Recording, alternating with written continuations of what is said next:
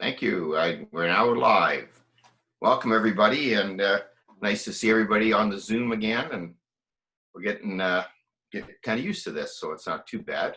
I forgot to send the memo out. Some of us are without our ties, and some have ties on because I forgot to send the memo out. But we're into June, so we're in a casual mode. So I'll call the meeting to order. Disclosure any peculiar interest under the Municipal Conflict of Interest Act. Has anybody got any conflicts tonight? Oh, good. All right. Minutes of the previous meetings. Regular council minutes. Now, do we want to do these all together and then just do one, just move one? I think that's what we'll do. So I'll read them out. Regular council minutes of June 2nd, 2020. Capital budget minutes of December 10th, 2019. Operating budget minutes of January 23rd, 2020. So I guess if you have any of those you have any questions on, just let me know. Okay. I don't, so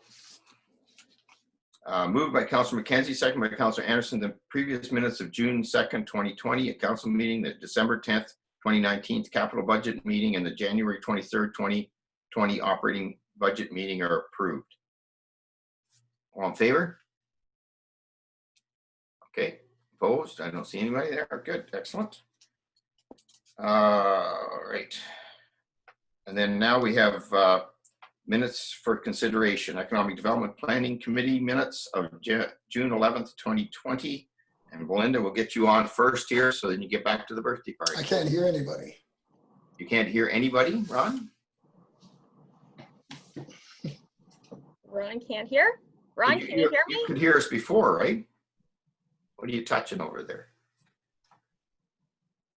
Okay, do you want me to go ahead, Mayor Bridge, or? Well, Ron's got it, he can't. Maybe Matt will give him a call and see if we can get Matt, you want to give Ron a call and see if he can? I don't. And in the meantime, we still have quorums. Ron, that's another option. That's something to learn, I guess, of this world. We still have quorum at this point, so. Yeah, so I'll try to get you back on as soon as possible, Ron. There you are. Okay, go ahead, Belinda. Okay, so thank you, Mayor Bridge, members of council. The Economic Development and Planning Committee met last Thursday, so we're trying to move things along quickly with the minutes coming forward tonight. The highlight of the meeting was our survey that we conducted. We were able to reach out to 129 businesses via phone or email within 5 days. And so that's a pretty good number of businesses. We're really happy with that. It was a quick turnaround with the survey and the results getting out to the committee. So we weren't able to get into the deep depth and detail at that meeting.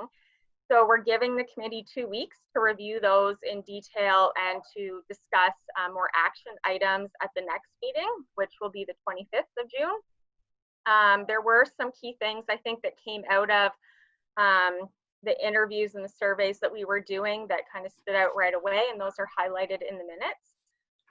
Then from there, we had a lengthy discussion around the mask, mandatory mask order that came out last Wednesday that was put into place on Friday.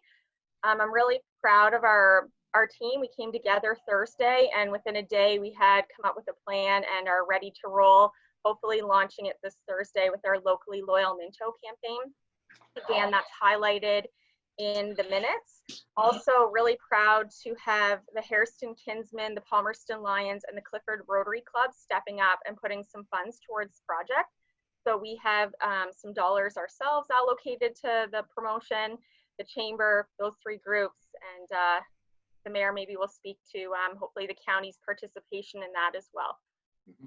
And hopefully that will help the businesses trying to get people to shop local. We're trying to do what we can. We've put up signs, you might have noticed, on Highway 109 today, and as well at the train station, we switched out the launch head sign. So those were kind of the two main things. And then surprisingly, we do have a lot of people moving forward with some projects this year, which is great for our CIP. The Old Post is opening the Old Post Cafe in July. So they had put forth a really good patio project that the committee approved for $6,000. And That's the recommendation coming forward out of that. We also had the Dietrich family, who owns the property where the post office and Kidding Around is, put forward a significant facade application project. So again, oh sorry, I think I said 6,000 for the old post. It's 3, and 6,000 would be for the facade program at the Kidding Around building. And then Harry Stones is doing a patio and a takeout window to the, you're looking at the building to the left, and I believe that's around $1,910. So those are 3 recommendations coming forward to the committee tonight. 2 of them will also be forwarded to the county, the Old Post Cafe, as well as the Dietrich family building will be going forward to the county for funds from them as well. So I think that's it for the highlights of the minutes, unless there's any questions. Are you back on, Ron? I see his name there, but you there now, Ron? Can you hear us? No. Well, you were at that meeting, so I think all the stuff we talked about, you're aware of it. I don't know what you can do. You were working before. Judy, have you got a question? Yeah, I just wanted to say that there were lots of great ideas, as you saw in the list there, and they just simply can't be implemented. Sorry, soon enough. I think we got an amazing response to the survey. So good job to the team for getting those together. I think if the survey would have been done after Friday or after, I guess is a better way to say that, there would have been a lot more negative comments. There's certainly lots of conversation out there about wearing of masks in our community when our outlying areas, it's not a requirement there. So people have been respectful for the most part, I think. At least in conversations I've had, they've been respectful. The letter that we received today by email was respectful. But certainly there are big concerns about that. So just kudos again to Belinda and Taylor and Summer for putting those ideas together. And I hope that everybody will agree, and so they can get these ideas off the ground. Thanks, Judy. Anybody else? I can just add a couple things, Belinda, because Belinda mentioned the county. We had a county economic development meeting today and AF finance committee meeting, and it was unanimous at the economic development that we're going to repurpose some of the budget we have at economic development. That we had budget money for festival guides and different things that we weren't able to do this year. So we're going to repurpose money. So I've already told Belinda that as we put our plan together for our shop local and promotion, that we will send some information down to the county and we'll get some funding from the county and maybe to expand even what we're doing. So we'll have some extra money to work there.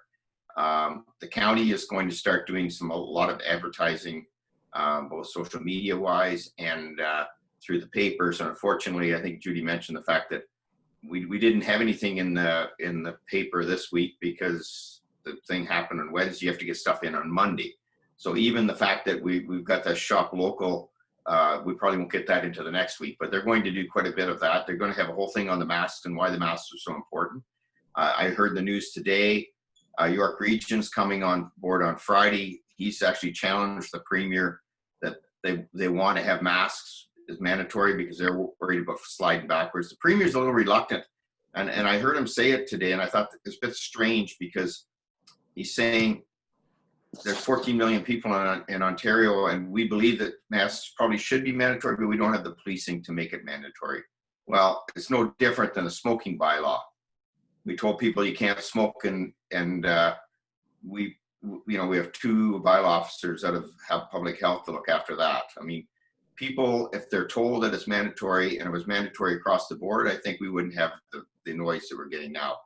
I think that a lot of these businesses, there was another case in Home Depot in Toronto where 7 employees just ended up with the virus, and now they've had to re-clean the store. They had to contact all the customers they can find.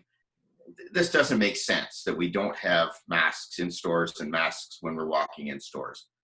They don't want us to have big public gatherings inside. We can't go to the arenas. We can't do any of that because of being inside. So it's hard on our merchants, and we're going to work very hard. And I kudos to you and your crew, Belinda, putting a great package together. I know you're kind of an envy of some of the other towns around because they're just getting started on this. I think we're ready to roll.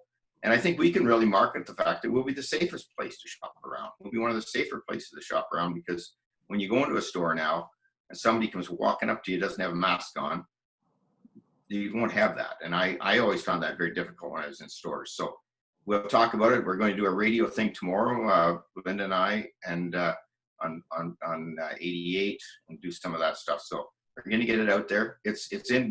We're not going to get rid of it. I don't think Dr. Mercer's going to back off this. I can't see it. I think other people, I've heard other politicians actually want their area. And I think the York, or the mayor of Markham actually said he's going to ask his store owners, you should make people do it. But I think at least the store owners have the ability to say it's not their fault. They're not telling you to do it.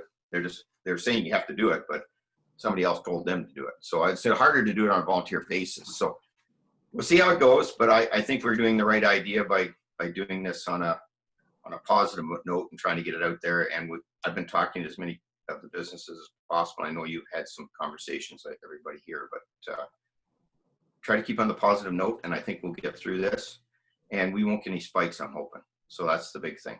Because if some of these other regions get a lot of people in from different areas, which they will because of the summer traffic, and they start getting spikes, they don't have the hospitalization in some of our northern communities to look after it. So we'll see what happens.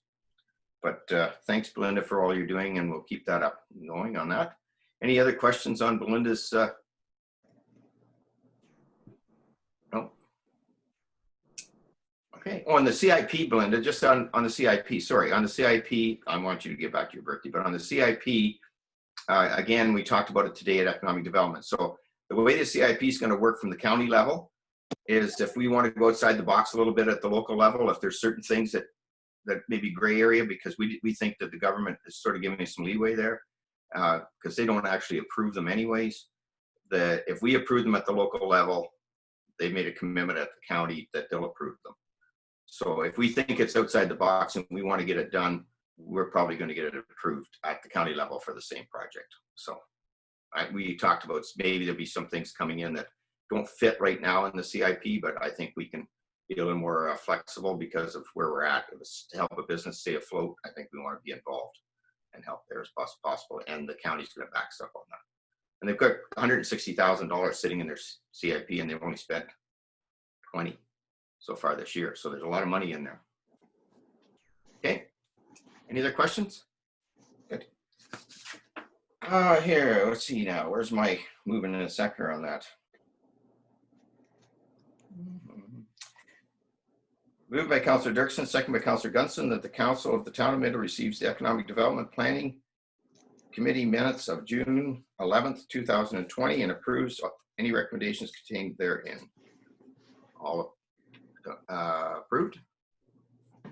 I'm here. Fine. Okay, thank you. Okay, Belinda, you can head out. Happy birthday. Thanks. I'll just turn this over to Ron now, I guess. Or you want me to do that we can do that this time. I'll turn it over to you, Ron. You got recreation. Is he able to talk to us yet? Where is he? Well, I kind of am, but did you want okay. Can you hear us, Ron? You might as well do it. Oh, you want me to do it? Okay. So Parks and Rec, and we've got 3 sets of minutes. So do you want to take it on there, Matt? Yes, thank you, Mayor Bridge. Both Al and I are on this. Oh, Al's here too, yeah, somewhere. In case you've got a program or a facilities-related question. Yes, we did put 3 sets of minutes on here. We were able to hold one of these meetings in person, and the other 2 we used our conference line. A common theme throughout all of the minutes was that until recently, we had to put almost everything we do that involves the public on hold. That being said, we're working towards opening some of our amenities as permitted by the government now that our area is into stage 2. But I just wondered, does anyone, for the sake of time, have a specific question from any of these minutes? If so, please feel free to ask. I'm looking up there. Oh, Judy? I was just going to comment on the, I guess it was April 27th minutes. No, sorry. Well, yes, I guess it's really March 4th minutes, I guess. That the Beehive presentation, I was wondering if that presentation should be added to the minutes as an appendix. It was a fairly lengthy document and it's referred to here, and I just wondered if it would be reasonable to add that to the minutes as an appendix. That's something that we can definitely look into. I think it's page 39. Yes. Yeah, it's on the first page of, well, I guess it's on the first page of the March 4th minutes. Under delegation there. Yeah, it's under delegation. Would that be the 3-page report that was part of the PRAC agenda from the delegation itself? That's what I was thinking, that it maybe should be included because it was a delegation for that meeting. That's something we can look into. I know that it was addressed to PRAC, so that's why we included all of the details in the PRAC package for that meeting, but we didn't include it in the minutes. The minutes, we just basically summed up what happened that night at the arena in terms of what the delegation asked of us. Okay. Anne-Leen, what from a process thing, is there, I mean, I don't know problem doing that, but I'm just saying, do we do it? At this time, thank you, Mayor Bridge. At this time, it was included within the agenda for the PRAC. Yeah. If councillors wanted to see that agenda, I would gladly set it out. I know we have talked about putting agendas for other meetings out on our website, and that's certainly something that we can do. And then everyone could see all those attachments that went for every meeting. Okay. All right. Yeah. That's all right, Judy. Sure. You want to comment on that? Yeah, go ahead. Yeah, sure. That seems reasonable because, I mean, some of council has not seen that 3-page report. The public certainly hasn't seen the 3-page report. And I think they put quite a bit of work into putting that together. And then there was, I believe it was a 1-pager, if memory serves, that was in our March 17th package, council package that kind of got, I don't know, disappeared because we didn't have that meeting because of. Oh, right. That meeting went away, didn't it? Yes, and so we don't want to lose track of these things. I feel like there's, I feel like, I don't want to be too negative on this, but I feel like we've maybe dropped a few balls on this and there's been some miscommunications back and forth. And I think we need to get back on it and get things kind of cleared on where we're supposed to start again. Like, because I'm getting calls and they don't know where they're at. And I don't think we know where we're at either on that. So I just like to get. Okay, I'm going to take Mark's question and then maybe we'll get back. Mark? Chair Elliott, what's the status of the report back to council that was requested on the Beehive matter? Beehive?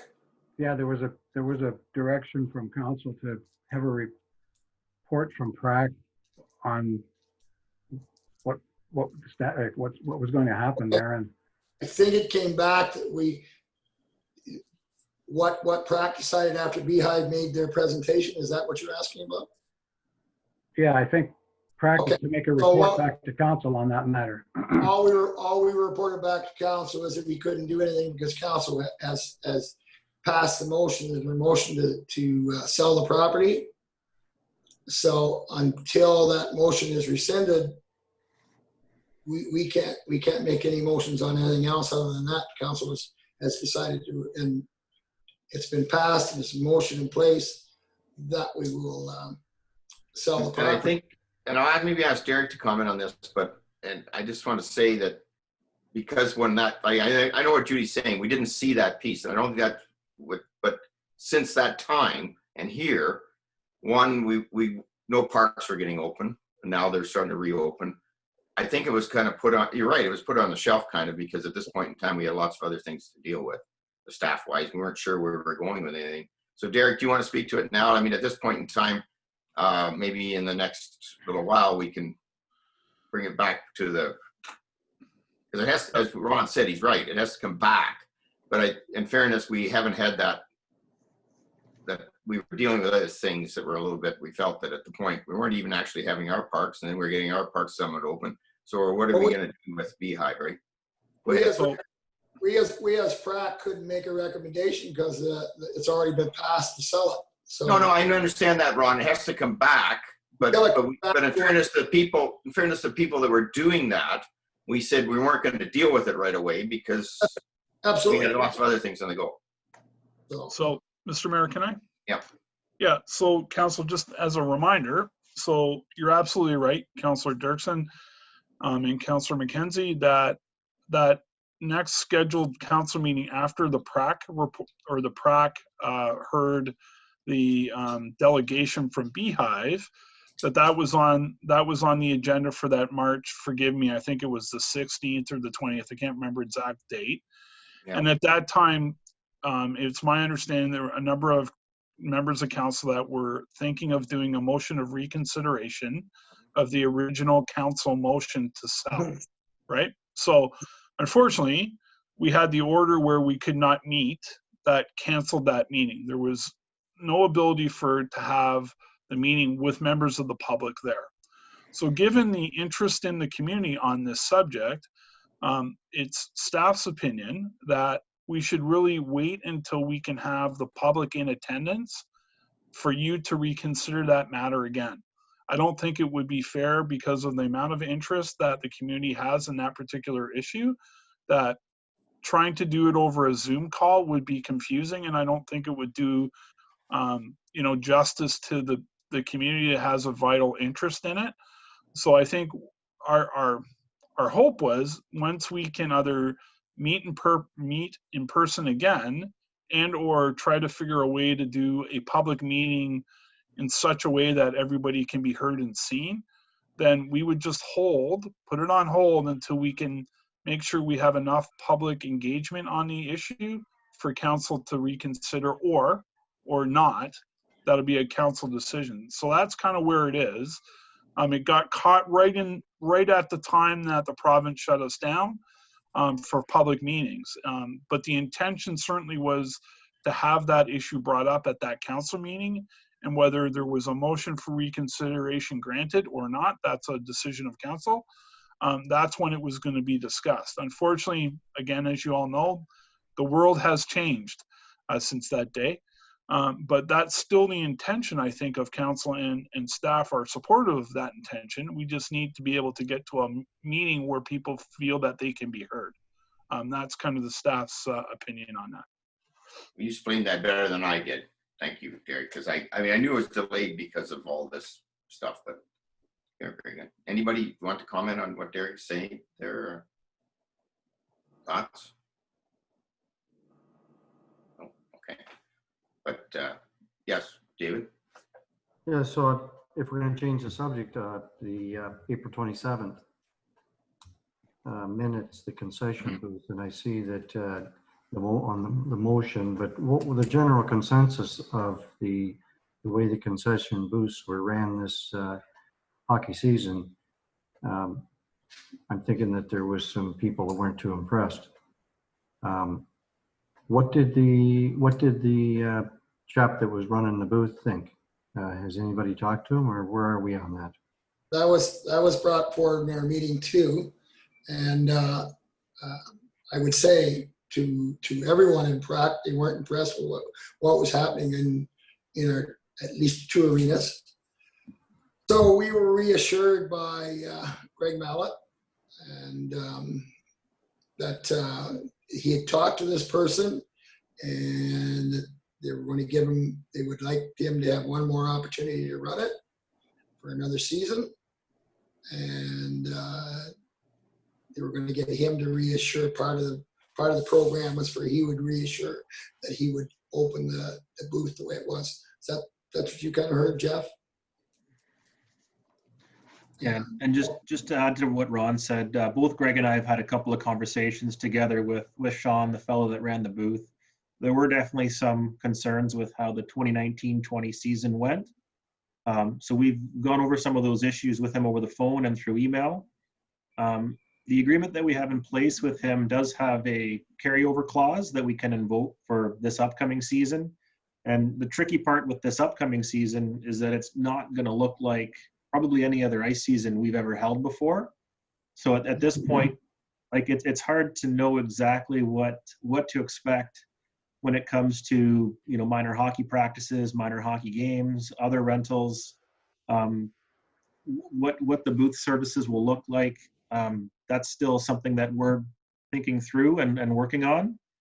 So to try and make any drastic changes now, like in terms of taking it back over ourselves or finding another operator, it might be nice just to keep things as is, work through some of the issues that we had with Sean from last year. And as we get closer to October, see what the landscape is like for arena operations in our area. But yeah, certainly the status quo from last year won't happen this year. Yeah.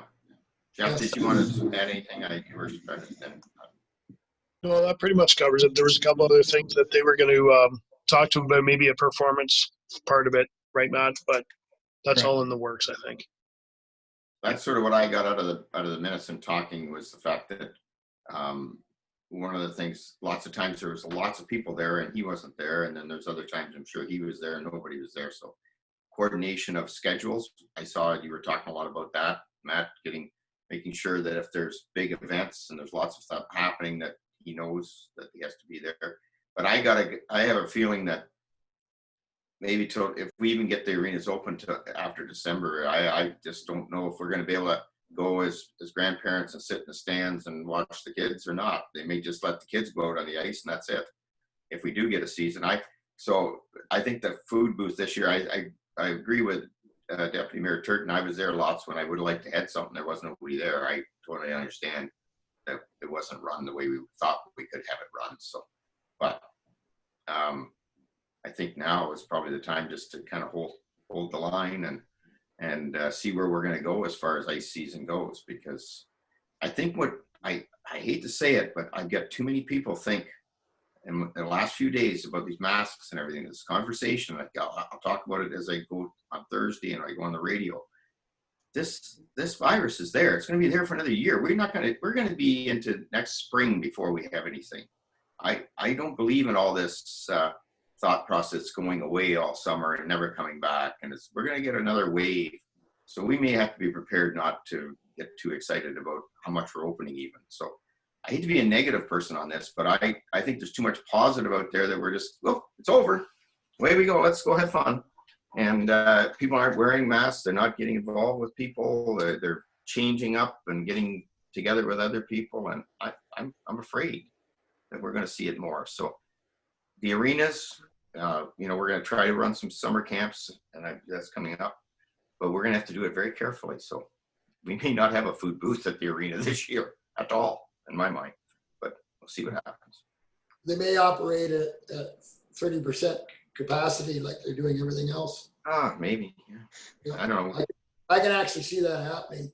There'll be a lot of pressure on them to do that, I would think. Yeah. Okay. Anything else on the minutes? Discussion? Did I already see who moved those? No. Moved by Councillor Elliott, seconded by Deputy Mayor Turton, that the Council of Town Minute receives the Parks and Recreation Advisory Committee minutes for March 4th, 2020, April 27th, 2020, June 1st, 2020, and approves any recommendations contained within. Everybody for that? Opposed? No. Okay, good. Correspondence. We have 3 things on correspondence. Anybody want to pull anything? Judy? Yeah, I was wondering, I don't understand all the ins and outs of 5A, so I didn't know whether that was something that we should be looking into or not. And then 5B, I thought we should probably pull that given the state of the world right now, since the incident in the States, well, and elsewhere too, really, and discuss if there's any interest in moving forward on it and what it might look like. Okay, the resolution, the provincially wetland designations, I think we've kind of talked that one to death, but you want that pulled or Okay. you want it pulled? You know what, I would look to the rest of council to see. I don't know. It's not something that I didn't know whether that was what we had already talked about exactly, or whether this was something new, or whether it's just kind of Pretty similar, yeah. Maybe it's just been resurrected recently. I think it is, yeah.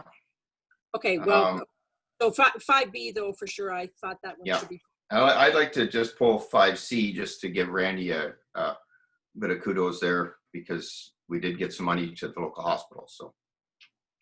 Okay, so you want to talk about 5B then first?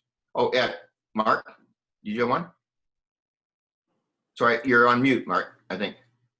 Hang on, or are you good? I'll wait till Judy's done her. Okay, yeah, Judy, I you're just pulling it, right? yeah, I just wanted to pull it for discussion, either now or another time, whatever. No, I think we should have discussion tonight if that's possible, if everybody's happy with that. Mark, then, you want to start? So the correspondence from Mr. McPhail, was it after the agenda was made up, or? Oh, Paul's? Yeah. Paul's, yes. Okay. Are we And I answer him, or are we going to answer him, or are we going to wait till next meeting, or? Well, I think we'll all get a chance to talk to Mr. McPhail. I'll give him a shout. But the mask one, is that what you're talking about? Yes. Yeah. But it came after. We didn't have it for this. Okay, thanks. Okay. I mean, I think we'll talk about it before the next meeting, because I think this is pretty, but it didn't come into this correspondence, so I don't think I can do it on this correspondence. Right. But I'm sure that did you all get a copy of that? I mean, I'm going to reach out tomorrow. I didn't have a chance today, but anyways. So 5B, everybody knows Andrew. Andrew is a person who's put a lot of time and effort into the community over the years. And I have to give him a lot of credit for all the health issues that he's gone through. And he keeps a positive attitude out there. And I think Judy hits a nail on the head there, where I think it's time to look at this. We've sort of done some of this with our Filipino outreach and our immigration and other things we do through the Culture Roundtable and through economic development. But I think it's time to maybe do a focus on it. And I would like to propose that we sort of set up a subcommittee from the Culture Roundtable. And we've had a few people reach out to us since this sort of hit out there, and say they would like to participate in some discussions. So that's what I'd like to do with it, if that's all right with the council, that we get a few of those people that have issued a want to be involved, and then maybe get some planning together and come back to council with some of the attitudes. And we'll use the Cultural Roundtable as our mechanism and be a subcommittee from that, if that's all right with everybody. Okay, I'm seeing nods. Can I have somebody make it? Is that what we need to do, Derek or Annaline? Oh, you're on mute. Yeah, so sorry, what you do is we would make a motion would have to be made that the Cultural Roundtable would have a subcommittee struck for marginalized voices in the town of Minto, and you would need a mover and a seconder for that. Right, and then hopefully we can get them together and get a report back to council as quickly as possible. Okay, so I need a mover and a seconder if possible for that. Anybody want to move it? Deputy Mayor Turton, second by Councillor Elliott. All in favor? Opposed? None. Very good. Thank you, everybody. And I'm sure we'll get out there and get that going. And the other one is Randy, and I just want, go ahead, Deputy Mayor. I just wondered our response to Mr. McGowan. I will reach out to him tomorrow, and he was one of the ones that said he would sit on a committee. And I think that Belinda and Emily, have you got some names of people to send in? I believe that Belinda has some names of people that would be willing to sit on a committee such as this. Yes. Quite a few people have reached out since, so we'll strike a committee and go from there. Now, did you want a counselor on that committee or not? Because it's coming out of the Culture Roundtable. We already got two on we have two counselors on the Culture Roundtable now. I don't, Jean, go ahead. You're on mute, Jean, sorry. I said I would be willing to sit as a council representative on that committee. Okay, all right. All right, okay. All right, next thing is the MPP Randy Pettipiece and the news that we got some funding, and I just want to reach that the hospitals certainly need the funding right now, and that's good news that they've put some money towards us. So, all right. So moved by Councillor Anderson, second by Councillor Dirksen, that Council of Town of Minto receive the correspondence for information. All in favor? Opposed? None. Okay. Okay, reports requiring direction of council. Building assistance, planning technician, part lot control exemption, Right Haven Homes. Terry, are you doing this one? Where is he? Yep, sorry, I'm doing this one. I got 3 others following that. Oh, why don't you do them all then? That'd be I good. will do one at a time. So this report is for part lot control request for Right Haven Homes.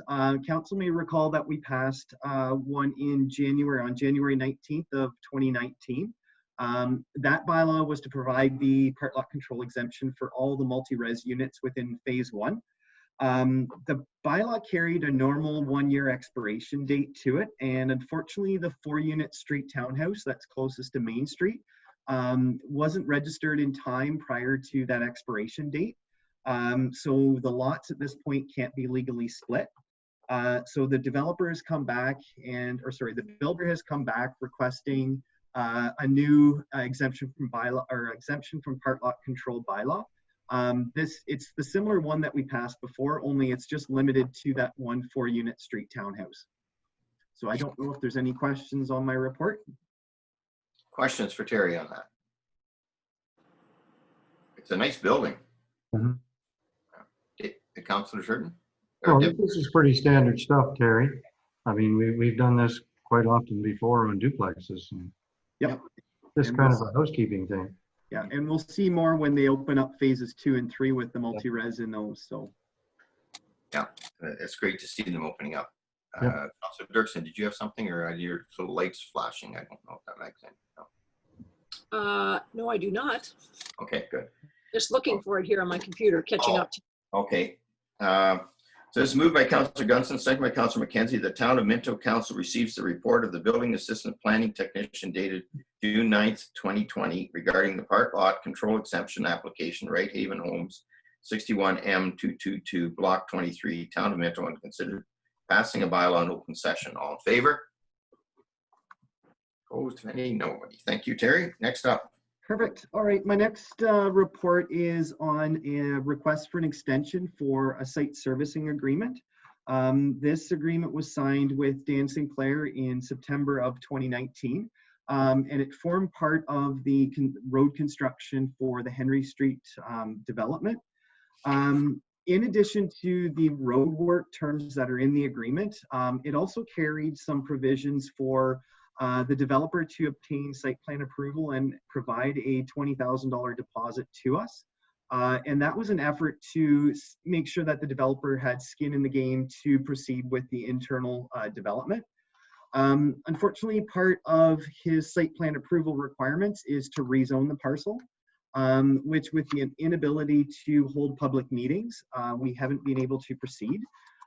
He did apply for the rezoning application late last year, but we hadn't had sufficient information in order to proceed, which I believe we do at this point, but without being able to hold the public meetings, essentially site plan approval can't go forward. So he's asking for a 1-year extension to just the terms in the agreement that deals with the deposit for the internal private development, as well as the extension for the site plan approval requirement. So there's no financial considerations on behalf of the town. We did look at the timelines. August would be probably the earliest that we'd be able to hold a public meeting. So that is kind of getting late in the year for actually getting a shovel in the ground and getting the approvals done. So staff felt that it was a reasonable time extension. I don't know if there's any questions. Questions? So this is, Terry, thank you, Mayor Bridge. This is strictly COVID related. I mean, and we're likely going to be dealing with quite a few of them in the near future. Yep, yeah, we've got quite a few planning applications that are in the queue. So it's not going to be an uncommon request for different developments. It makes sense. Yep. So my only question now, Terry, is just from what we heard today, and it only came in today, yesterday, this report was done last week. If we can hold some public meetings now and we can get going on these public meetings, could this still possibly go this year? So we're looking into the procedures for holding virtual public meetings. The difficulty is technology. Some of our ratepayers can't get on Zoom. They would have to find other methods, and it's just how to lay out exactly what the policies are so it's kind of clear to everyone what we're doing to proceed. So if everything works out all right, we would have to send out public notifications for all these applications in the queue. So there's that time frame. So the August council meeting would be what we're anticipating the earliest possible. So no one with those approvals could get started to practically the first week or so in September. And would we have to go to county on this one?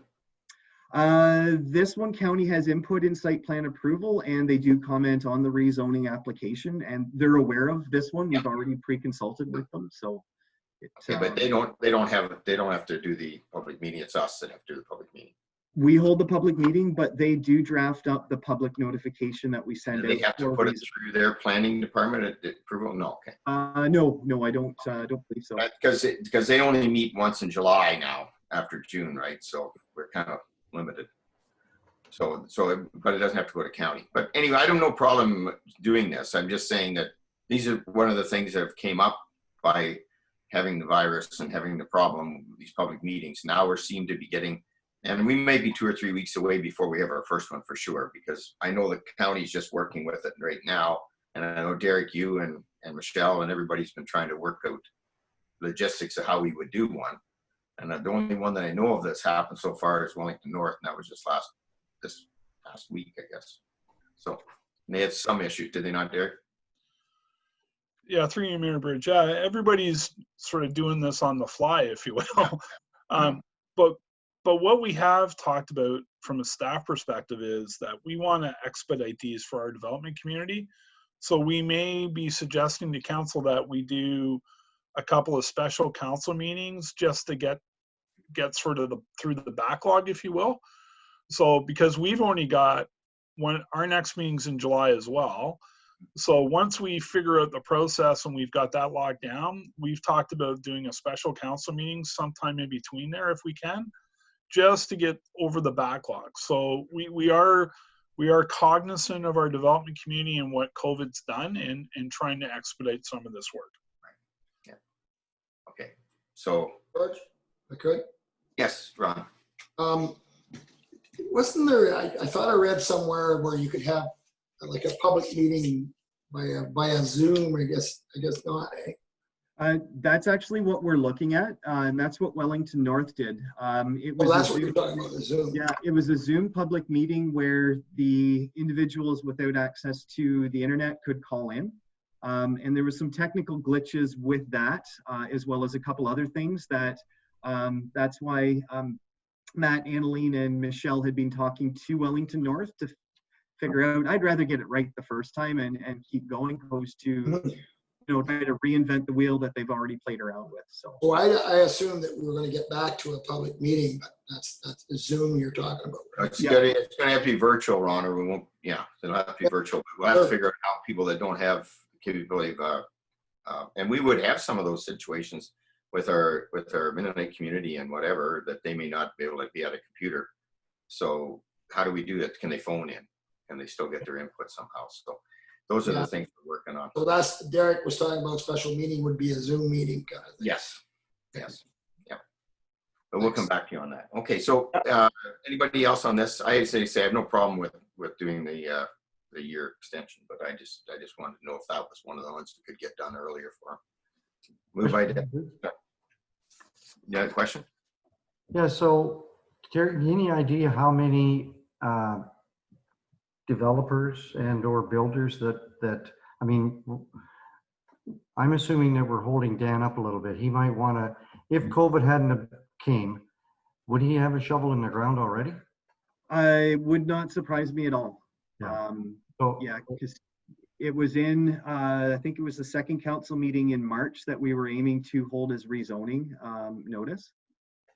So it's been pushed off since then. Other developments, I know there's a multi-res in Hairston that he wants to start his third building, and it's a public meeting that's holding him up. And there's a handful of other private developers or one-off like homeowners that have minor variances that they need as well. So hopefully, Deputy Mayor, we're going to get on this as soon as possible so that we can start having these meetings and have that extra. And ask you guys if you don't mind coming on an extra meeting. I don't think you'll have a problem with that. To make sure our developers are getting. And if we can do this for Dan, get it done, that's fine. But in case we can't, I guess we should handle what we're doing tonight and give the extension. You can always end up going through it. Derek.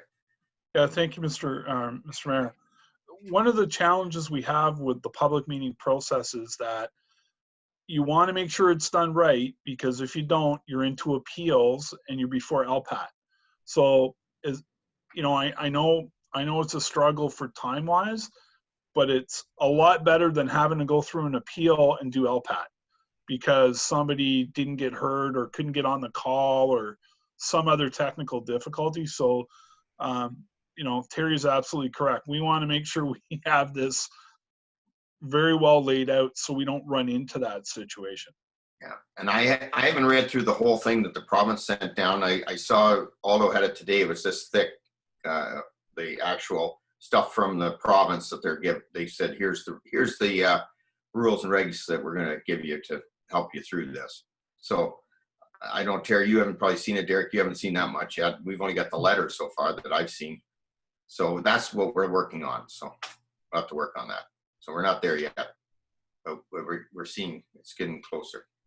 So I moved by Deputy Mayor Turton, seconded by Councillor Elliott, that the Council of the Town of Minto receives the Chief Buildings Official Henry Victoria Street Servicing Agreement extension and passes a resolution in support of the extension request. All in favor? Opposed? Okay, good. Next up. Okay, perfect. So this is my next report, and it actually pertains to the same development. So council will recall declaring an unopened portion of Victoria Street in Palmerston as surplus. This surplus land forms part of a land transfer between Mr. Sinclair and the town, where we would gain control of the bulb portion of Henry Street. He would gain this portion for predominantly stormwater and parking. As per our disposition of land bylaw, it was posted in the newspaper for 2 consecutive sessions, and the adjacent property owner, it's just one in this case, was notified in writing of what the proposal was. The neighbor did contact Derek as well as myself, and he actually had questions about pertaining to the development itself, not having any concerns or issues with the land that was declared surplus.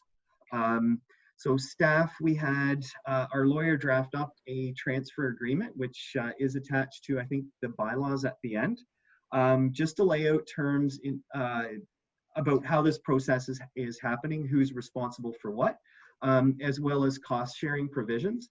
Being that we're both benefiting parties to this proposal, we are proposing a cost share for surveying and legal costs. I'm not sure if there are any other questions on my report. Questions? Okay, seeing none, I'll move by Councillor Dirksen, second by Councillor Elliott. The Council of the Town of Minto receives the Chief Building Official's Henry Victoria Street Land Transfer Report.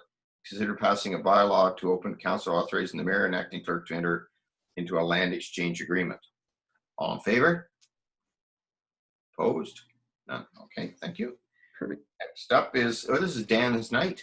This is Dan Sinclair as well. So this has to do with a parcel in the industrial park that we sold to Mr. Sinclair in September of 2019. As part of the purchase and sale agreement, there is a building covenant clause that a property owner or the person purchasing the property from the town must cover the land with at least 15% lot coverage of a building. The intent with this was to prevent having a small 1,000 square foot building on a 5-acre parcel, or it's an extreme example, but to have small buildings on large parcels to utilize the industrial park based on how much it's costing us to service per acre. So Mr. Sinclair, you may have seen, has recently sold his house and he is looking to actually maintain the carpentry portion of what's happening on his residential property in Minto. So he completed looking at what he actually needs in terms of relocating his shop. And he came forward to staff with a proposal for a 3,000 square foot carpentry building plus an additional 400 square office accessory to that carpentry shop. He has advised staff that he's situating the property to facilitate a future addition, as well as pouring footings within the building he's building to facilitate 1,000 square foot mezzanine at some point down the road. Initially, staff was a little bit hesitant with the reduction in the lot coverage percentage. But when we looked at what council has approved in the past, in another property in the industrial park, the lot coverage was reduced to 12%. That property owner had provide provisions for an addition onto the back side of his building, which fortunately he has constructed. So the building to date is over our 15%. But we felt when we looked at the 12% versus the 11.1, square footage wise, it's about 275 square feet difference. If Dan had to build the 12% to be consistent with other relief that we've granted. I did run the numbers in terms of reduction in fees that would be submitted as part of the building permit application, and they are outlined in the report.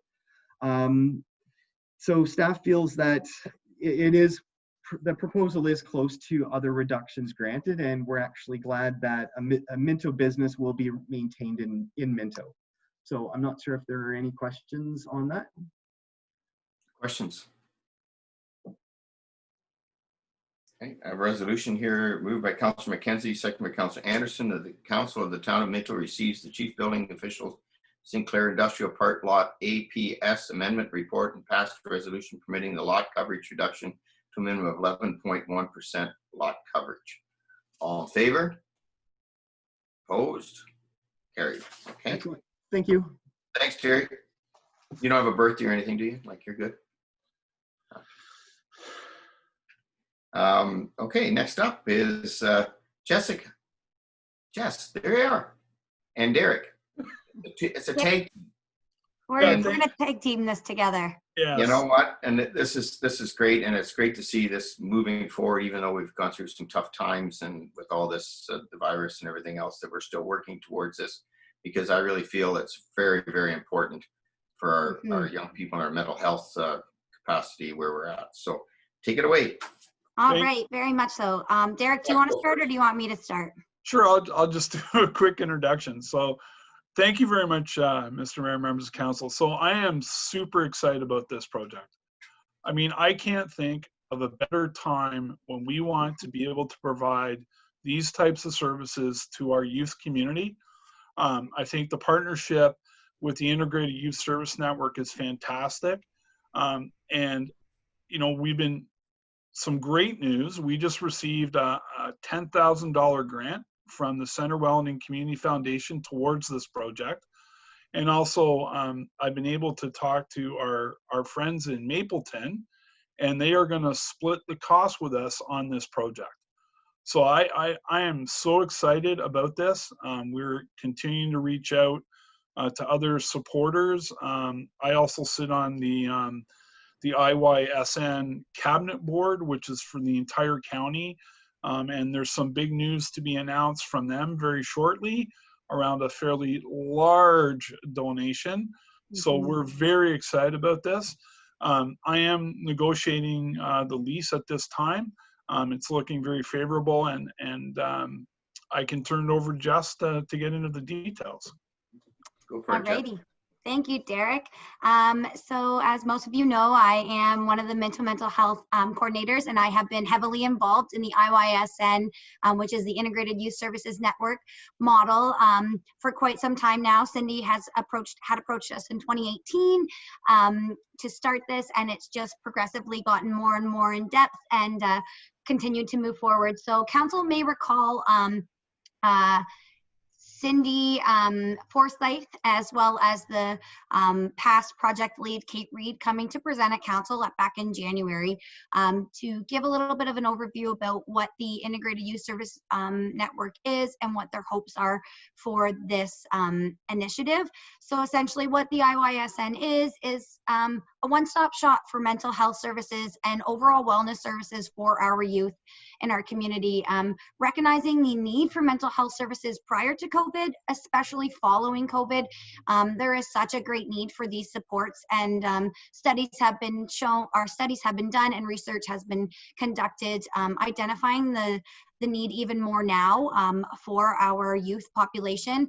It goes along with saying how we want to be a proactive community opposed to a reactive community. So offering these youth these services and this opportunity to promote wellness and mental health overall will benefit our community as a whole. And the partnership with Mapleton being that where we are exploring this position or this location to be is right beside the high school, so the proximity couldn't be better, and the school is on board as well. Derek mentioned he's on our campaign cabinet for the IYSN. I sit on the partnership table as well to make all of those big decisions regarding where the funding goes and everything.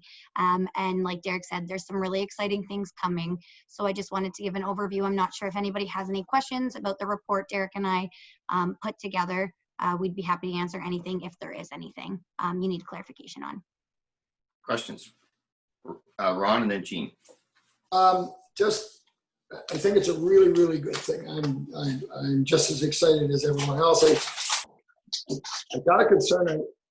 I'm worrying about the stigma. Is there any stigma for kids coming out of school and going into that place and being afraid of their peers, wondering what they're all about? So thank you, Mr. Mayor, through you to Councillor Elliott. So this space is going to be unique, Councillor Elliott, in that we are engaging the kids at the school to design it.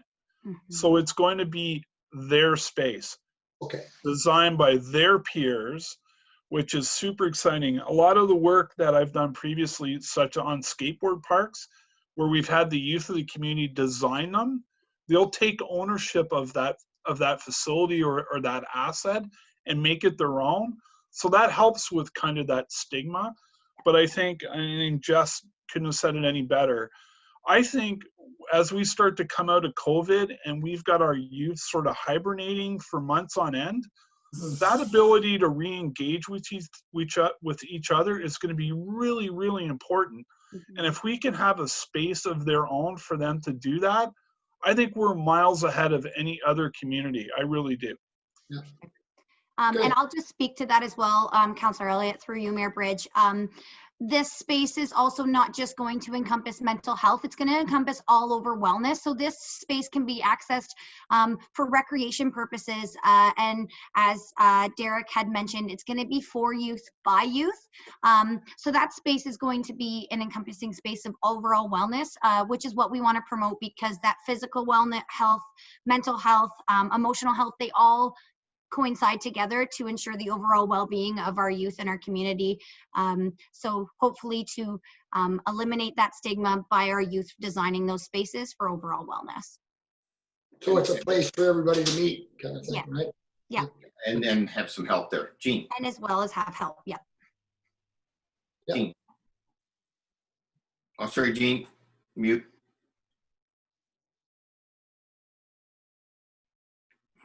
I share the same concern about stigma and kids not attending this. I need to sort of understand better what the model is going to look like. You described it as a gateway to 7 other services, and they would enter one door, and then that would connect them with what other services? Derek, do you want me to speak to this? Yeah, go ahead, Jeff. Okay, so through you, Mayor Bridge, to Councillor Anderson. So Councillor Anderson, the gateway to 7 other sites, what the integrated youth services network is that space where you don't have to retell your story. So there are going to be 7 different sites in the community, and this site is going to be interconnected with each, eliminating that that pressure to retell your story. You'll be on a system, just to clarify that. In regards to the stigma, these spaces are going to have anywhere from individual counseling to resume building, to peer support programs, to overall wellness, as I said, while speaking to Councillor Elliott's question, and the hopes for these models are to be created by youth. So our space in Minto may look different than Guelph because our youth may want something different. They may want a very techie space where they can express their creativity and have creative moments there, or it may be more, nope, we need a study space. And that's the model, is that we're hoping to build these around what the youth want. Derek, I'm not sure if you want to speak to anything more in regards to this question as well. No, absolutely. And there's a number of partners within the integrated service network that bring experts to the table, and we will be having those folks available, as Jess has said, that they're integrated so that you tell your story once, and regardless of what service you may be needing, whether it's more of a social housing type scenario or mental health, they will all be connected together so that they don't get shoved off to, okay, you got to call this number and this extension and talk to this person. That coordination will happen within the network. And I think that's so important that we're not giving the wrong message where we're pushing people off to different extensions versus in person trying to walk people through what they need. And if I can speak to it just for a second, Jean, when we started this back in 2018, Jess, and it was Cleese, yourself, and whatever, some of the issues from those rash suicides, unfortunately, we had at the school, was that it was very difficult for people to understand how to even connect. We have some services out there, but the connection part was bad. So out of this sort of came this idea of a hub. So I don't see this as a clinic where you'd go in and say, oh, I have an appointment with a psychiatrist today, or I have an appointment with somebody. No, there'll be an office space there available for some consulting, but the majority of it will be kids helping themselves and working together with a coordinator. So part of this going forward with the bigger group, when we get the funding there, is we'll have some experts as well to able to staff it, that we're able to do that, Gene. So it's not like a clinic where they're going to walk in there, and I totally agree. If that was the case, then having it close to school would be a bad thing, because you're walking across there and saying, oh, they're going to the mental health clinic over there. Like, that's not going to work. They're going to go there, participate with other things, group activities and whatever, with the idea that if they need that individual stuff, we can connect, and we'll look for those opportunities. So I'm not an expert, but that's sort of how it was explained to me way back. And then we were asked if we could do a hub up in our area, because again, you can get services in Guelph because you got lots of people in Guelph, and the fact that we don't have anything in the north. And that's why I'm really happy that Mapleton is coming on board with us, because we share a lot of the students in that school are either Mapleton ourselves, and might be a few from the north, but mostly Mapleton ourselves. So anyway, Jean, you follow up? So if you're going into that and we're talking professional care or access to professional care, I mean, hospitals have been trying to do this for years, and we're stopped dead in our tracks by privacy protection. We can no longer call down if somebody leaves Fergus Emerge or Palmerston's Emerge and goes to Guelph General Hospital. There was a time you could call down to get services. So we created care pathways, we created care maps, we created centralized care plans, because we know that people hate giving that information over and over and over again, and it's been stopped dead by privacy. You cannot share it. If the person is not in your building, They are not in your circle of care anymore, and you are not allowed to relay any information back and forth. It's illegal. So that's one concern. I still share the issue about stigma. I mean, I think it's great if the kids have a space that they can be at and they can feel like they can express themselves freely, but if they're other partners, so the 7 hubs, are they providing different, or the 7 doors, are they providing different services, or is each hub providing the same service? And when we're looking at opening this now with the whole issue of social distancing, how does that get managed in this situation? There's just a lot of questions about, so if there's other services, so suppose they come to our hub and they need a service that's provided at another hub, how does transportation get covered? How does confidentiality get covered? Privacy protection for these people. And then I just have a question about the amount of money for the lease, the 20,000. Is that for the remainder of the year, or is that for the full year, or what are we talking numbers wise here? All right, so There's a lot of questions there. Who wants some of those? I'll do some.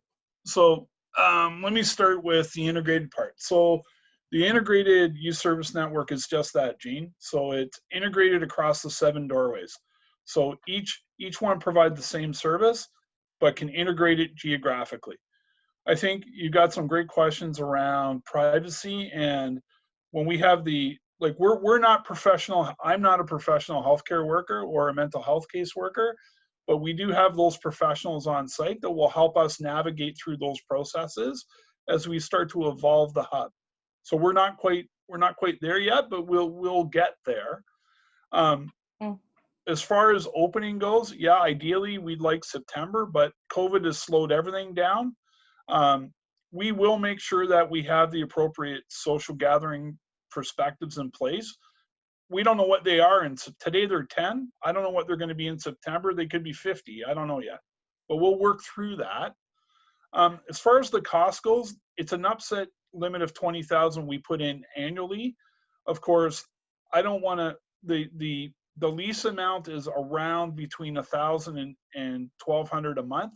That now has been split with Mapleton, so we're really looking at our share about $600 a month, plus utilities, which will be a split. Of course, we'll have some renovations to do there on the lease. I'm still in that negotiation piece, but that's why we put the upset limit at 20, because that's what's in the budget. And as I said, we just got a $10,000 donation from Center Wellington Community Foundation to go towards the hub as well. And I do anticipate a fairly large amount of donations coming in the near future. So I think this is a good start for us to start to work through this program. And you know, you're absolutely right. There's going to be some adjustments as we go forward, but I think it's time we take a stand and help out our youth and give them something. This is going to be a huge youth engagement space with the ability to connect when they need that kind of help. And I think, again, it's like no other community that I know of that's going to provide this space. And I think it's a fantastic thing. I really do. I'm not denying that it's a fantastic thing. I absolutely agree. I have questions about the location of the space, because I think there will be some reluctance from kids who have problems, because that's one of their big issues, is identifying they have a problem, and God forbid any of their friends knowing they have a problem. So as a social gathering and a way to sort of mitigate those problems and work their way through it, that could be a great thing if it's a clubhouse. When you start to bring professional services into it, it takes it to a totally different level.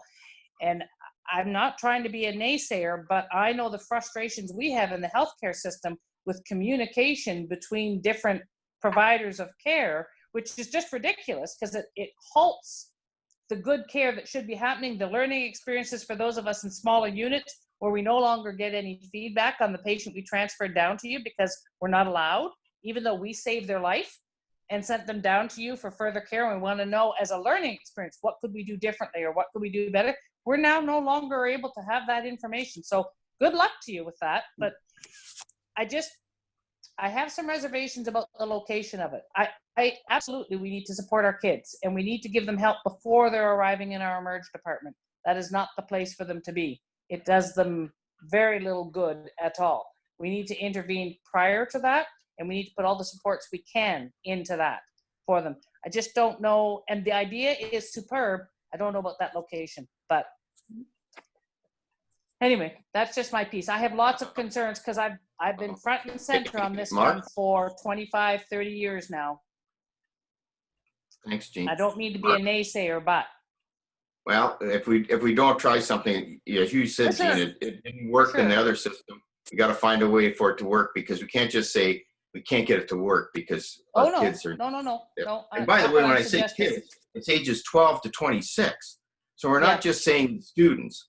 So Nope. if there's other people, we know that a lot of young people that have left school that need help, they'll also be able to participate. Mark, and then Ron, did I see your hand up? Did you have your hand up? Okay, and Jeff. Okay, Mark, next. Through you, Mr. Mayor, to Jess or Derek. This is a initiative that the network's doing as well. We need it. There's a lot of merit to it. Thank you for taking this on. I just want to be clear on the Palmerston facility, the site. Is it a drop-in center? Is it a treat? Obviously, we haven't got experts there to treat drug abuse and mental health, or do we, in our best way possible, refer them to people that can address their needs? So thank Derek, you. you want to take that, and Jess, because I think you can answer that. Jess, you want this one? Go ahead. I can speak to that as well. Essentially, what the Integrated Youth Services Network is to treat those acute to mild mental health issues. It's not going to be a space where they get severe to moderate, or severe to severe to moderate. Sorry, but however, speaking with that, the problem is that the system is so backed up and they're at their capacity that they can't support children who are in their acute and moderate phases of mental health. So this is essentially a space where they can get that acute care.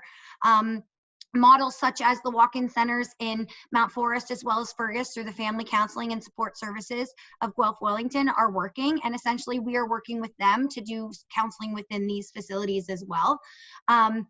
But also the help at these facilities will help with navigating the system, because that's been identified that there's services out there, but how do we find them? When we are in a mental health crisis, how do we find those?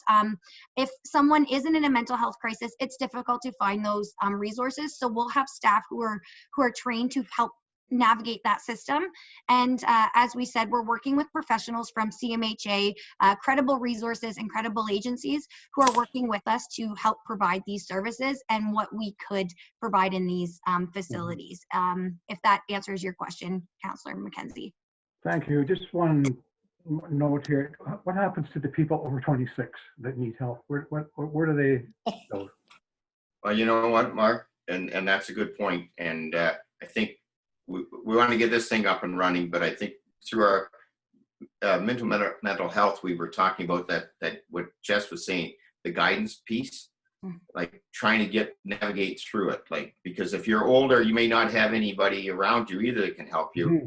So when you're already stressed and you're already in that position, and so if we can have referrals and do that, so hopefully we're not giving up on all those people either. This was just something that we were able to do because we got involved back in 2018 when this was just a seed.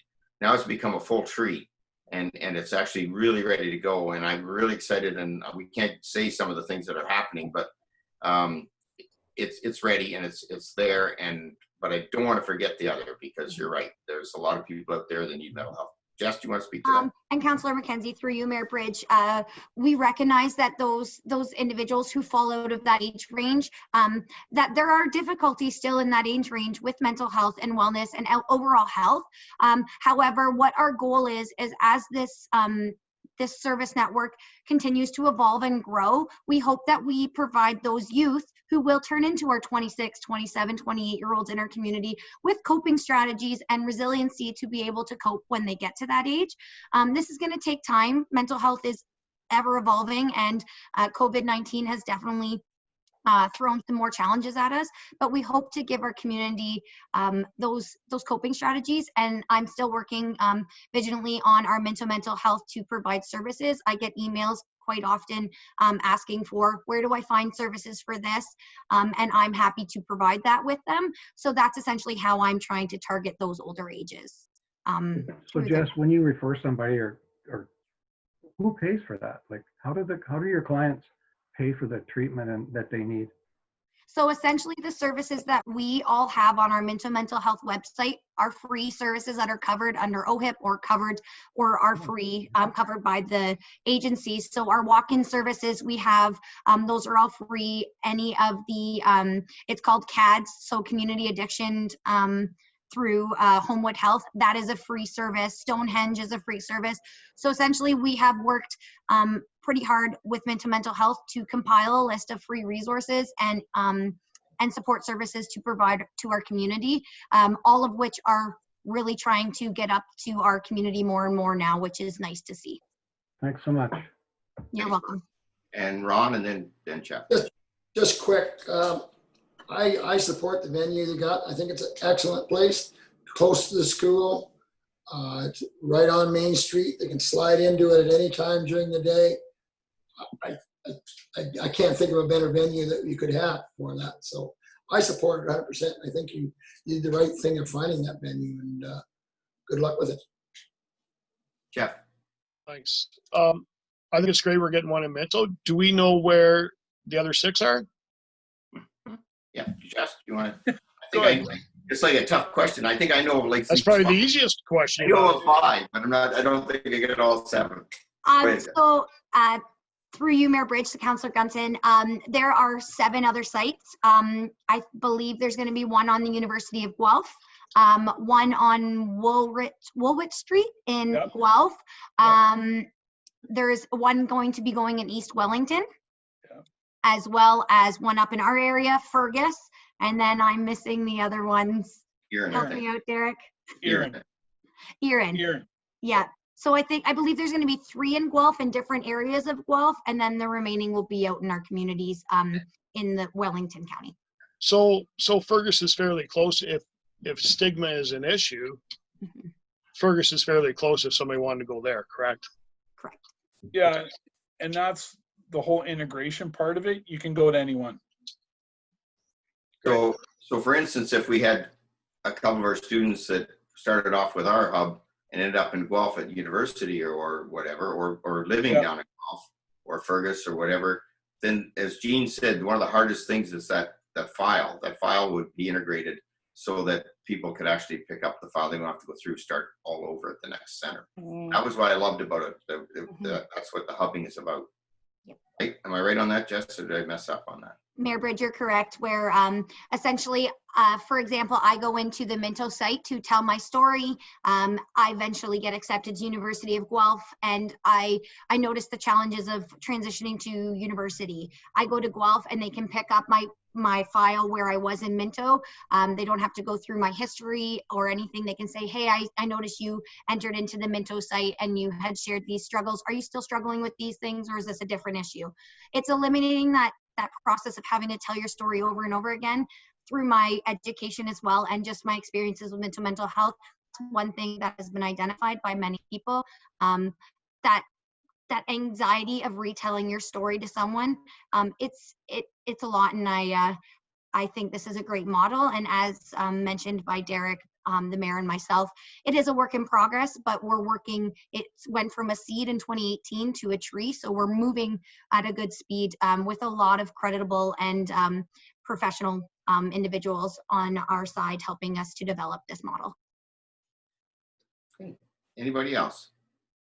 Okay, thank you. Well done. Good discussion. Where are we here now? Moved by Councillor Dirksen, second by Councillor Gunson, that the Council of the Town of Minto receives the Children's Programs Coordinating Report regarding the Integrated Youth Service Network, that the Council considers a bylaw in open session authorizing the Mayor and the Acting Clerk to sign a lease for 390 Main Street East in Palmerston, total value not to exceed $20,000.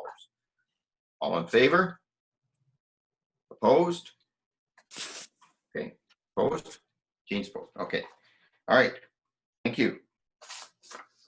Thank you, everyone. Thanks, Jess. You can head out unless you want to listen to drainage stuff, which is, I think you should think about it because it's an amazing subject. We're doing Think drainage, about it. but you can go home if you want. Or off the line, I mean. And Mike, here you are. Bring us to the land of drainage. Thank you, Mary Bridge and Council. Early in February, staff met with Wellington North staff to look at the idea of a shared drainage superintendent.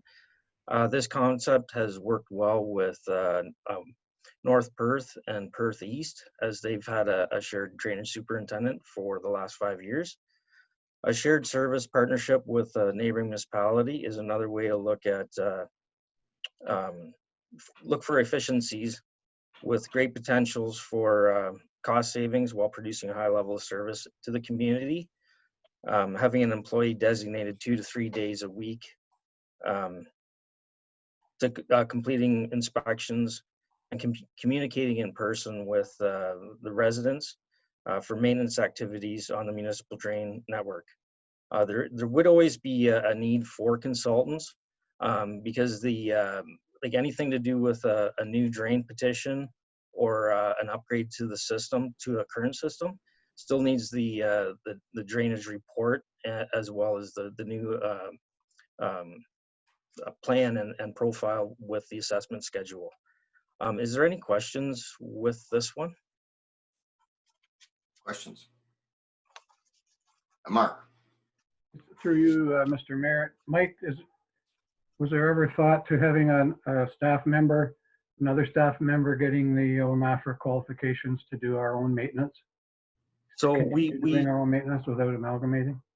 Well, so currently I have those qualifications as well as one other staff person, but the issue that we have is to allow to have the time to be able to provide that service to the community with like that specific that timing window.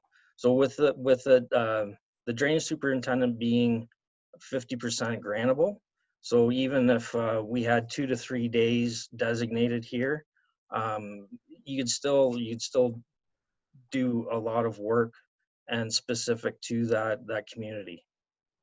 Typically with related, right? Yes. Why are we doing this? Yes, exactly. Yeah, and like a lot of the drain maintenance out there is reactive. So like anything that's happening right now is based on calls coming in, and then so what the drainage superintendent, the grantable process is actually like any sort of inspection, so walking the drains or anything proactive out there to help the agricultural community to proceed. That's just where we're lacking the resources to be able to do that with the resources that we have available right now. So Wellington North, they don't have an inspector, right? Sorry, who's that? Wellington North? Wellington North, they don't have, they use a consultant as well right now. Yeah. But for maintenance, that gets really costly for I hope that exercise is eliminated because the exactly doesn't want to pay consultant fees on a maintenance.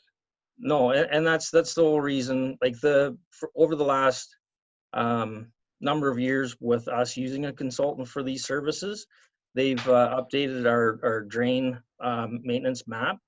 It's all electronic as well as all the files. So they've taken all of our files over the last number of years and produced an electronic copy so that we're able to use those resources out in the field more efficiently. So by creating a amalgamation of this service, yep, is it going to increase staffing? We're already currently paying for those resources. Will actually be it'll be cheaper going this route. So currently, like that, for an example, 2020, we've allocated $100,000 towards the drainage superintendents, 50% grantable. I would think realistically, we'll probably drop that in half and be able to provide just as much or more service to like being more presence available out in the community. If that makes sense. Yeah, it does. Deputy Merchant. Yeah, thank you, Mayor Bridge. So you talked about the updated electronic files for the area of Minto. Does Wellington North have that updated as well? I'm not sure where they're at with their filing system. we've just been fortunate enough that was one of the primary reasons why we went with a consultant when I first started, to bring that stuff up to date. So does Wellington North, do they have the same consultant? No, they use a different consultant at this time. And the reason why they're looking at this at this stage of the game is their current drainage superintendent is looking at retirement. So they're looking at options moving forward. So we're looking at a larger landmass that could be an opportunity for an RFP or something like that? Oh, it could be. And realistically, when consultants are used for drainage superintendent services, one consultant could have upwards of 5 to 6 municipalities doing that service under one. So you can see, even with that, how spread out they are with those services. Yeah, I think it's a great idea, and you have my endorsement. I know I've talked to Mr. Richardson. I've been to a couple drainage meetings, and so, you know, with Wellington North and Minto being so close together, there's a lot of overruns with drains and stuff, and it's, I think it's a great idea. Yep, thank you. Anybody else? And I just, same with Deputy Mayor Turton. I think it's going to give us a little bit better service, and I know we've had a lot of concerns over their drainages, and some of them not our fault. As we know, we had to go through some EAs and a bunch of things and get some changes, but we had a lot on the go, Mike, didn't we? And we had lots of people say, well, why isn't this done? Why can't we get that done? And if you look at the map, and we always looked at it when we do our flood planning, us in Wellington North, they send half their water to us anyway. So, yeah. I mean, we might as well have the drainage systems working the same way, because that map and where it all comes down from the hill up there. Anyway, so I think it's good, and it's just one of those things that, again, it goes back to trying to do some integrated services that make sense, that we can save a few dollars and tell our taxpayers that we're trying to do it the best we can, the best service with a little bit less money. So I think it'll work well. Mark, one more question? Yeah, one more. So Mike, through you, Mayor. Mike, is this going to be on a temporary thing, or is it going to kick into a permanent job right off the bat? Well, there can be an overlap of drainage supers as long as we don't go over our allocation. So there could be a period of time, whether it works out closer to the end of this season or early next year. We do have the opportunity to have an overlap.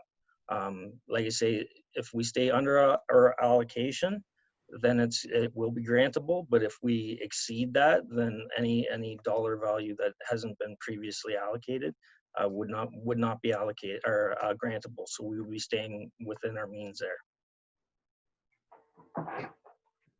Any other questions? I'll call the question moved by Councillor Elliott, second by Deputy Mayor Turton, that the Council of Town Minto receives the Road and Drainage Manager's report regarding drainage superintendent services.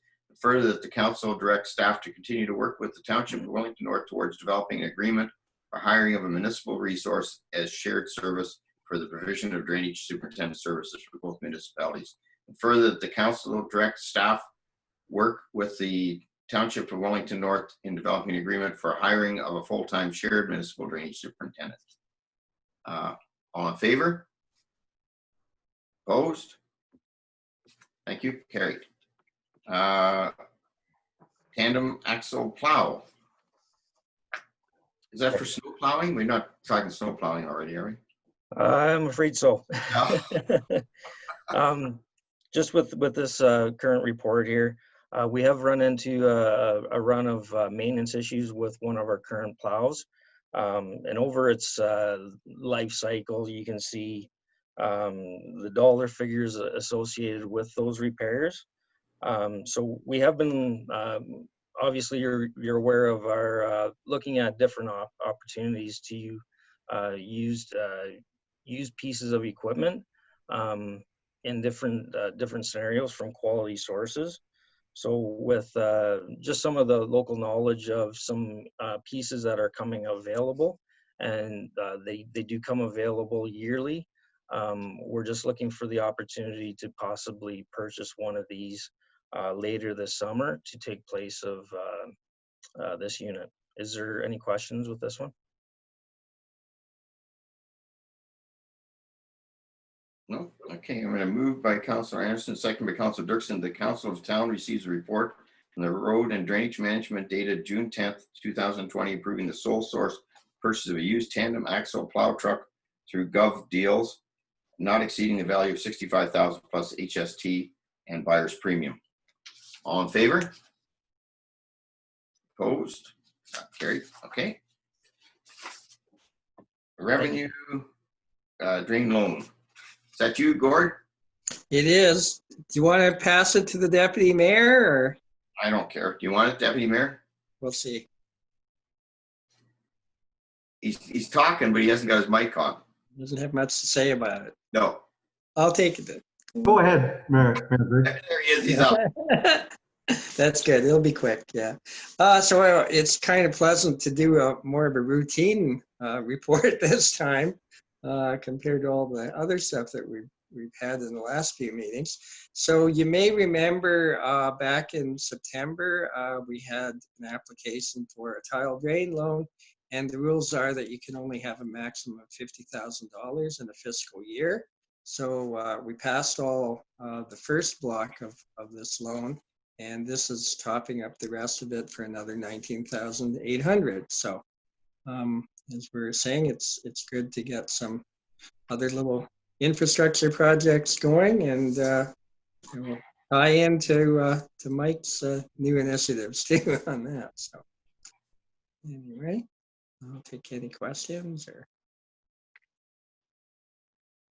Am I doing it? There's Judy, go ahead. I was just wondering through you, what is the interest rate payable now on those It's loans? still 6%, as it has been for a long time. Wow. Much higher. I know we've had this discussion before, because you can do much better at the bank or credit union. However, if you're wanting to preserve your line of credit and all that, it is a source for that. But the interest rate is pretty high in these times, and low interest rates have been with us for a while. Yep. Any other questions for our treasurer? Okay. Sorry? Go ahead. The recommendation is that the Council of Town of Mint to receive the Revenue Coordinator's June 9th, 2020 report regarding a tile drainage loan and consider the tile drainage rating bylaw 2020-33 during open session. Do we have movers and seconders, Mayor Bridge? Yeah. Oh, sorry, you don't have that. Mover is Councillor Gunson, seconder is Councillor McKenzie. Sorry. All in favor of the motion? Against? That's carried. Thank you. Thank you, Gord. Thank you. I'll pass it back to our mayor. Thanks, Deputy Mayor. So next up is verbal update, and I've kind of been talking too much already, so I won't say too much more. We sort of talked a bit about the mask situation and whatnot earlier. I guess my update there would be this was a county and a public health order, mostly public health, and we'll see what happens. I mean, as I said earlier, the Premier is saying we should all wear them, but he's not willing to make it a province one yet. We'll see what happens. I think there'll be other municipalities that might go that route. I think when you get in a situation like this, I understand, and there's some letters coming in, and unfortunately some of them didn't come in time for this, but that doesn't mean we will ignore them. We'll get out there and talk to those people. I've talked to quite a few people that have sent me letters.